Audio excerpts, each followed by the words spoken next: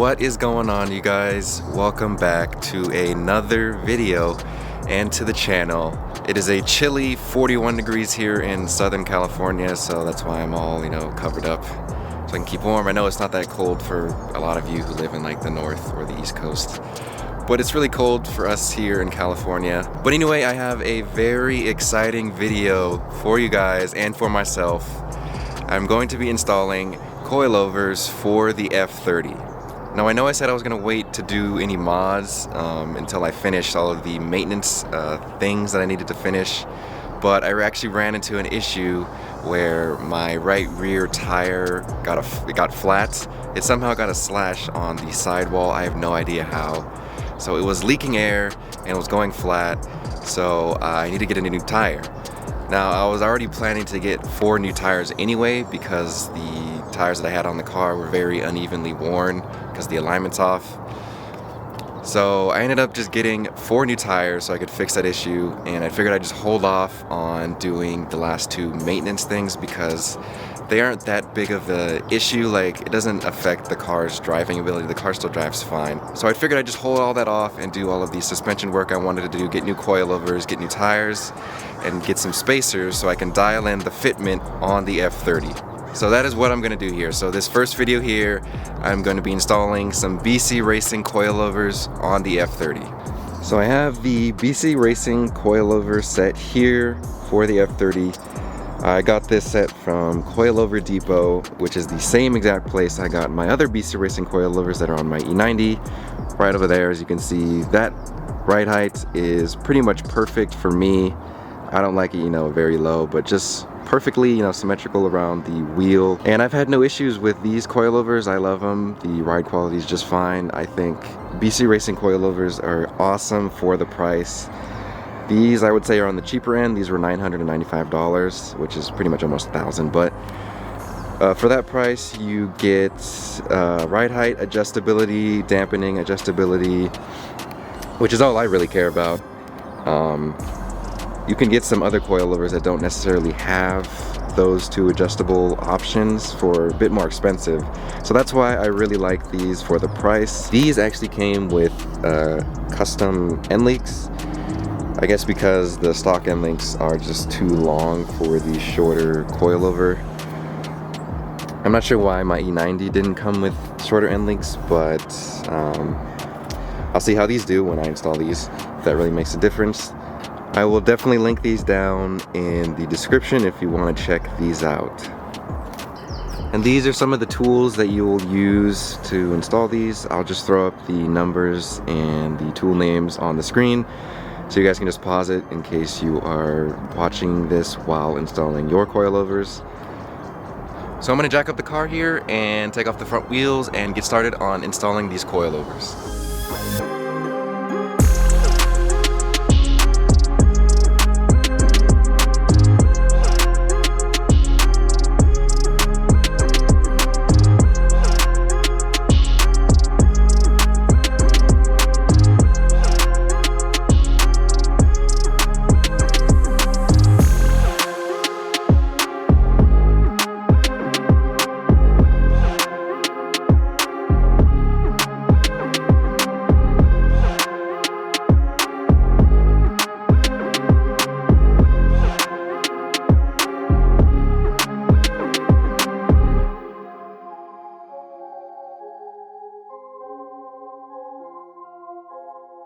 Alright, so now that I removed all that's covering, I'm going to be removing these 3 16mm bolts here, along with this E18 Torx bolt there.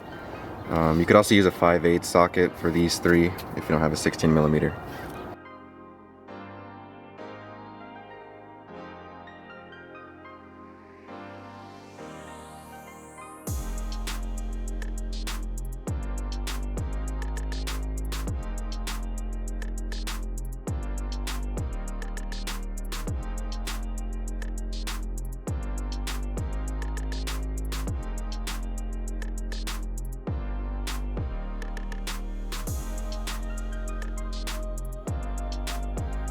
Alright, so the bolts I'm going to remove down here are this bolt up here it's securing the top of the end link. And then we're gonna need to loosen this bolt right here, which is clamping down the bottom of the stock strut.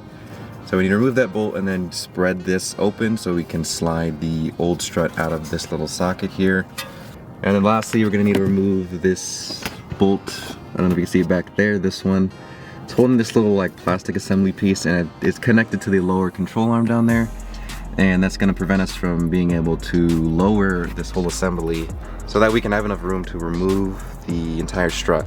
And then also all this wire we need to move out of the way so it doesn't get caught in anything.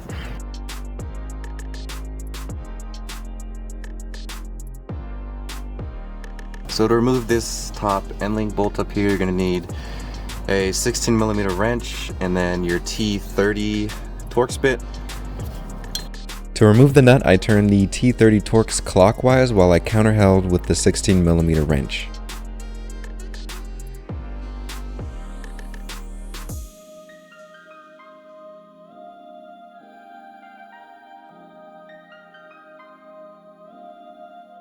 I ended up using an impact wrench to speed up the process.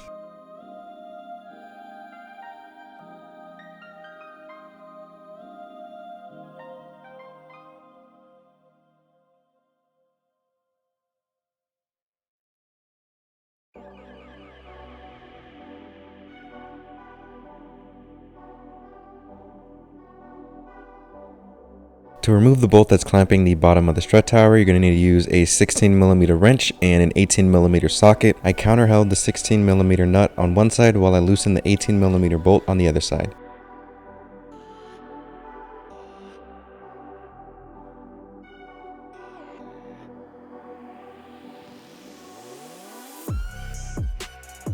Next, I removed the 10mm nut that's securing the plastic assembly that's connected to the lower control arm.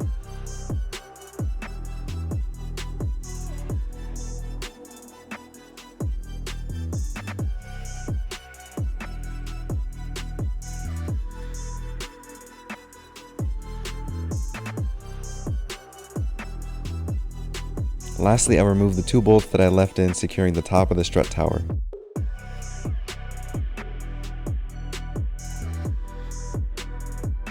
Before I attempted to remove the strut out from underneath the fender, I placed some tape along the fender so that the top of the strut tower would be less likely to scratch the paint.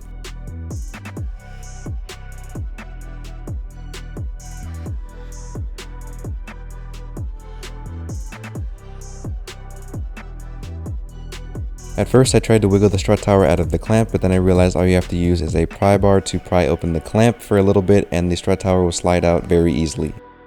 Alright, so I got the stock strut out and we can see the comparison here of the new BC Racing Coilover and the old stock strut.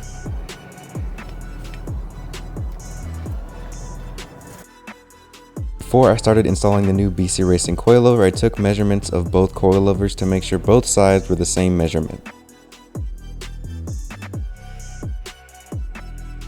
Also, before you start installing the coilover, make sure you are putting the correct coilover on the correct side. The new BC Racing coilovers are labeled with an L and an R, I'm assuming for left and right. I put the one labeled with an L on the driver's side and the one labeled with an R on the passenger side. When I inserted the new coilover, I used the pry bar again to pry open the clamp and the coilover just slid right in.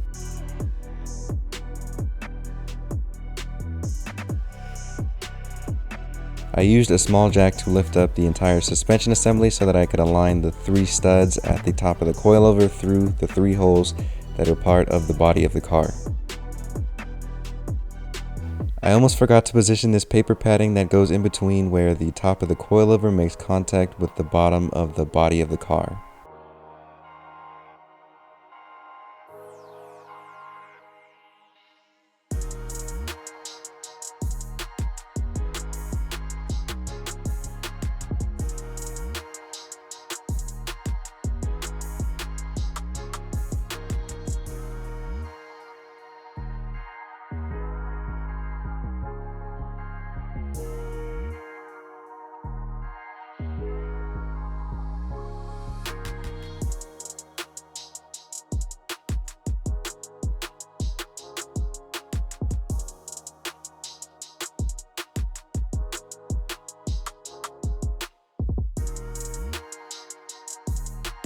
The new nuts that come with the coilover kit that you use to secure the top of the coilover are actually 14mm instead of 16mm like the original bolts. These do not have a specific torque spec, so I just tightened them down until they were snug.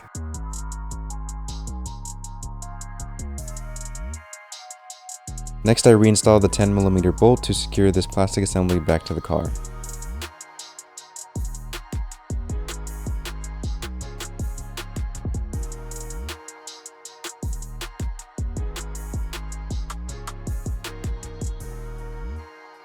Before reinstalling the 18mm bolt that secures the clamp around the bottom of the coilover, make sure that this metal assembly is in position and lined up with the holes because it is secured together with the clamp.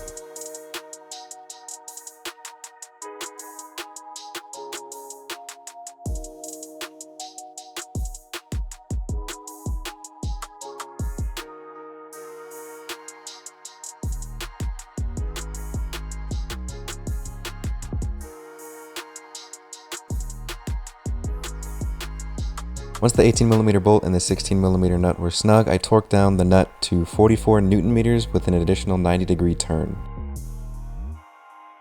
I ended up not using the end links that came with the coilover kit because they were too short and did not reach the hole where the top of the end link goes, so I just reinstalled the stock end links.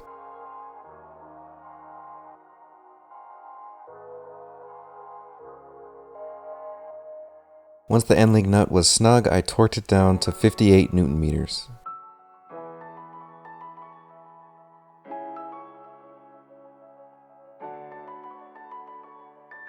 Now moving on to the rear here, the first thing I did here was remove this bottom plastic covering. It's just held on by 4 10mm nuts.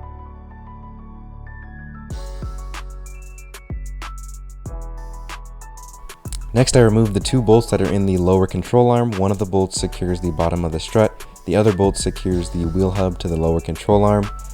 The outer bolt is a 21mm while the inner bolt is an 18mm. I removed them the same exact way by counterholding with a wrench on one side and then loosening the other side with a socket wrench. These 2 bolts were very difficult to break free, so I ended up using a pipe and inserting it on the end of the socket wrench so I can gain more leverage, and it ended up breaking the bolts free pretty easily.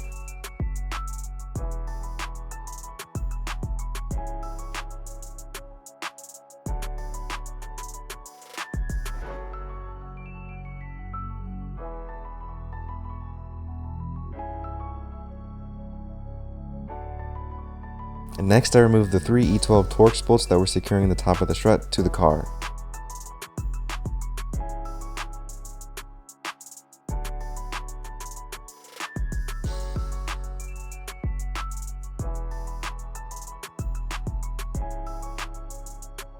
To remove the spring, I simply pushed down on the lower control arm and it gave me plenty of room to remove the spring.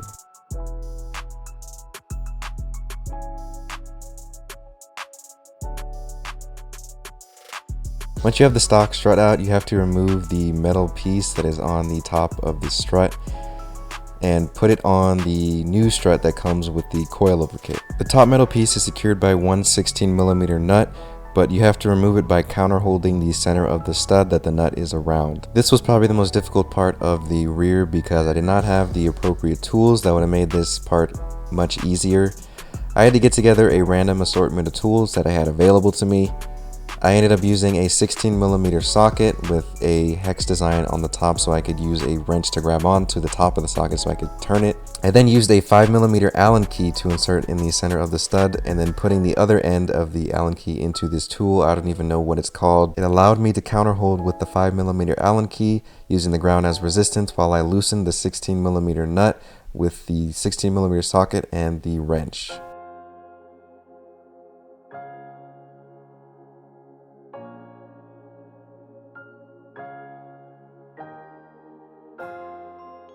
Next, I inserted the metal piece at the top of the new adjustable strut that came with the coilover kit, and then securing it with the new 13mm nut that also came with the kit.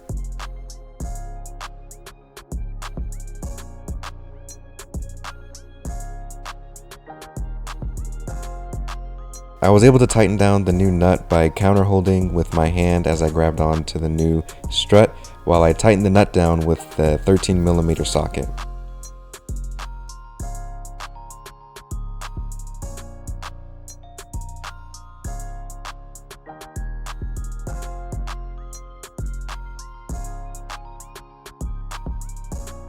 Before I put the new strut in, I put the new spring in position.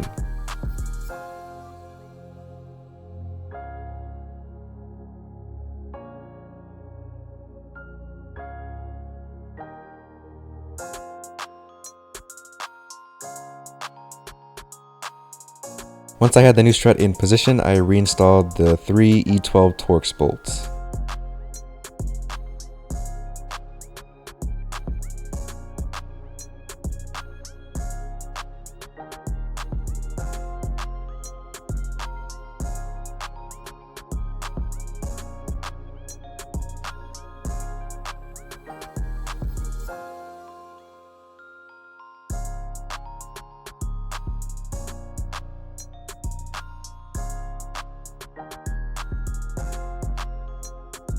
Once the bolts were snug, I torqued them down to 28 Newton meters. Next, I used the jack to lift up the lower control arm to align the holes so I can reinsert the 2 bolts that secure the bottom of the strut and secures the wheel hub assembly to the lower control arm.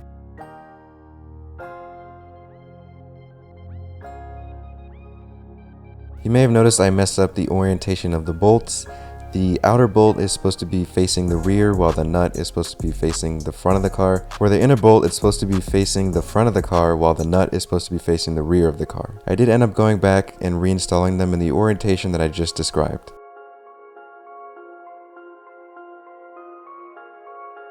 Once both of the bolts were snug, I torqued both of the bolts down to 100 Newton meters.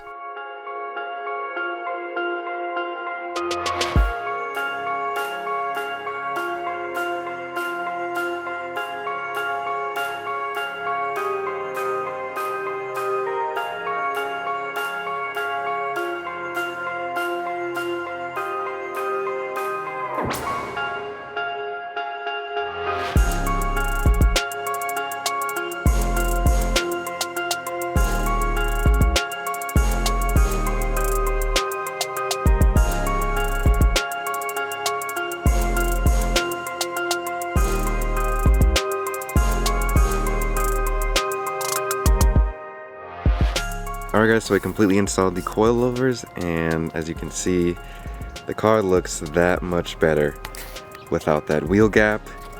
This is the original ride height adjustment that came right out of the box on these coilovers. I haven't adjusted anything. I'm going to though. I just wanted to see how they looked right out of the box.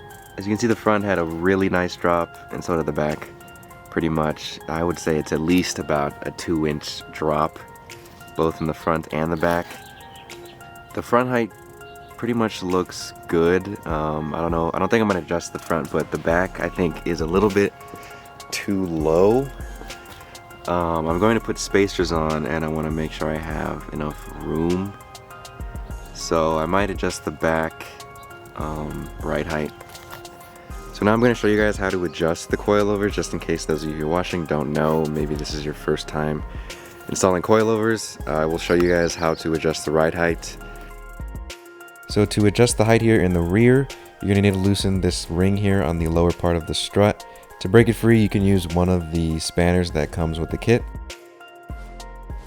Once you have the rings loose, you can then start adjusting the height by turning the strut tower counterclockwise to raise it, or if you want to lower it, you turn it clockwise.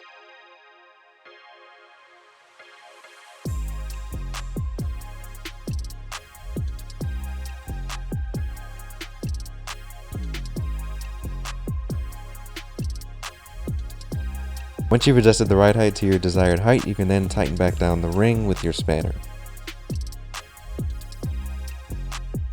So to adjust the ride height of the front here, if you want to lower the car, you're going to turn this top ring to the left, which is clockwise. And if you want to raise the height of the car, you're going to turn this bottom ring right here to the right, which is counterclockwise. But if you do want to lower the car, you're going to have to loosen this bottom silver ring down here, so that there is some room for the coilover to spin downward.